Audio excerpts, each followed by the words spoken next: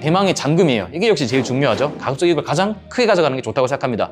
할 수만 있으면 계약금 뭐 한 5%, 중도금 뭐 한 5%, 그리고 잔금 한 90% 이렇게 가져가면 좋겠다는 생각을 합니다. 이게 이제 매수자 입장에서는 가장 유리하다고 생각을 하거든요. 왜냐면 2단계에서 대출이 일어나잖아요. 이때 이제 이자는 다 내가 내야 된단 말이에요. 내가 큰 대출 일으키는 건 가장 가능한 늦게 일으키는 게 아무래도 나한테 내 현금흐름이 가장 유리하니까요.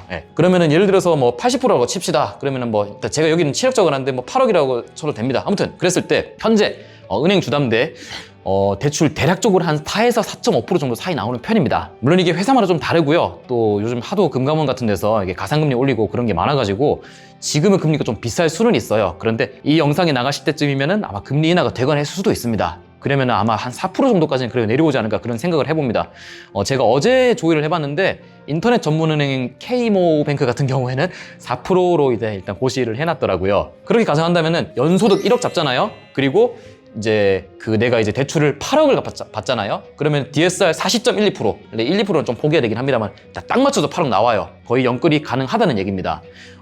이제 이율은 4% 가정했습니다. 내 소득이 부부 합산 기준으로, 부부 합산으로 진행을 하시려면 내 혼자서는 이렇게 진행 못해요. 5천으로는 안 나옵니다. 이만큼 대출. DSR 40% 거의 딱 맞추면은 못해도 한 7억 5천에서 8억 가까이는 나온다. 뭐 스트레스 DSR 도입하기에 따라 조금 더 달라질 수는 있겠습니다만은 그래도 7억에서 7억 5천 사이는 나오실 것이다. 일단 이렇게 보시면 되겠고요. 이금융권 신용대출 이때 쓰시면 좋습니다. 왜? 얘네는 DSR 50%까지 나옵니다. 그러니까 여기서 예를 들어서 내가 주담대로 8억을 받았어요. 그러면 DSR이 은행에서는 1금융권에서는 40%꽉 차서 더 이상 대출이 안 나옵니다. 그런데 이금융권에서는 조금 더 나와요. 이 금리는 물론 좀 계산을 해봐야 되는데 대략적으로 글쎄요 한 3에서 5천 정도는 더 나오실 겁니다. 그래서 이때 이금융권 신용대출 받으시고요. 밴드 퇴직금 중간전산 BC형으로 설정을 해놓으신 경우에는 회사가 그런 경우에는 중간정산이 가능합니다. 얼마까지 가능하냐? 90%에서 전부까지 가능한데요. 이거는 계약금 쓸 때는 그러니까 계약금 내거나 중도금 단계에서는 안 되고요. 이게 왜냐면 신청할 때 계약서를 내줘야 돼요. 그래서 잔금 때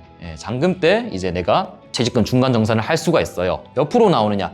90%에서 전부 다 받으실 수 있고요. 대략적으로 얼마 정도 쌓이느냐? 한 10년 정도 일했다고 그냥 가정을 할게요. 여성분들 졸업하시면은 대졸 한 23살에 이제 졸업하시죠? 그러면은 25부터 이제 한 10년 가까이 근무하셨다고 가정한다면은 둘이 합쳐서 대략적으로 한 4에서 5천은 그래도 나오십니다. 이제 결혼하신 시기 기준으로 둘 다 한 5천이라고 가정했을 때 대략 그 정도는 나와요. 그럼 이때 퇴직금 중간 정산 해가지고 5천만 원 이제 연끌하면은 10억 등기 칠 수가 있습니다. 사람마다 이게 이제 상황이 너무너무 다르니까 이게 좀 무조건 딱 일관하기는 어렵겠습니다만 핵심을 딱 두 군데만 짚겠습니다. 잔금 최대한 퍼센티지 많이 가져가세요. 그리고 이금융권에서 신용대출 받는 거, 보험사 아까 그런 거 있죠? 그런 거 잔금 때 다 미루세요. 왜? 이게 먼저 내가 신용대출을 많이 받아놓는데 상한 조건 안 넣는다? 그러면은 잔금 대출 중요한 주담대 받을 때 이때 한도가 확 깎여요. 은행 주담대 금리가 싸잖아요. 이때 가능한 내 힘을 많이 모아야 되고요. 근데 이런 질문 하시는 분도 있어요. 생애 최초 80%는 10억이면 80% 다 나오는 거 아니냐? DSR 충족된다고 하지 않았냐? 아니에요, 여러분. 이게 생애 최초 대출이 6억이 한도예요. 그래서 70%를 잡아야 되고요. 그래서 제가 10억 했을 때 70%까지밖에 안 나온다. 그래서 7억 잡은 겁니다. 현재는 여기서 반공제 하나 해야 되거든요. 그래서 설령 10억짜리 집이라 해도 70% 대출 받고 생애 최초라고 해도 6억 4,500까지밖에 안 나올 겁니다. 서울 기준. 왜냐면 5,500만 원만큼 이제 반공제 빼야 되거든요.